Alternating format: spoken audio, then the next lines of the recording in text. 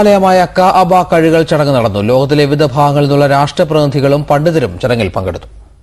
Saudi ഭരണാധികാരി അബ്ദുള്ള രാജാവിനെ പ്രതിനിധീകരിച്ച് മക്ക ഗവർണർ ഖാലിദ് അൽ ഫൈസൽ രാജകുമാരനാണ് വിശുദ്ധ കഅബ കഴുകൽ ചടങ്ങിന് നേതൃത്വം നൽകിയത്. വിവിധ രാജ്യങ്ങളിൽ നിന്നുള്ള നയതന്ത്ര പ്രതിനിധികളും പണ്ഡിതരും ചടങ്ങിൽ സംബന്ധിച്ചു. അബ്ദുള്ള രാജാവിന്റെ മകൻ സൗദ് ബിൻ അബ്ദുള്ള രാജകുമാരന്റെ പ്രത്യേക ക്ഷണപ്രകാരം പ്രമുഖ വ്യവസായി എം.എ. യൂസുഫ് അലിയും എം.കെ. അബ്ദുള്ളയുൾപ്പെടെയുള്ള ചില ബന്ധുക്കളും കഅബ കഴുകൽ ചടങ്ങിൽ സംബന്ധിച്ചു.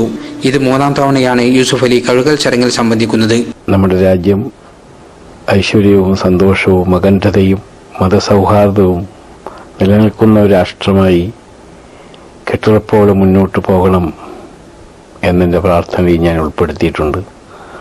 എന്നോടൊപ്പം എൻ്റെ കൊച്ചാപ്പയും അനുജനും മരുമകനൊക്കെ ഉണ്ടായിരുന്നു. പനിനീർ കലക്കിയ സംസം വെള്ളം ഉപയോഗിച്ചാണ് വിശുദ്ധ ദേവാലയം കഴുകിയത്.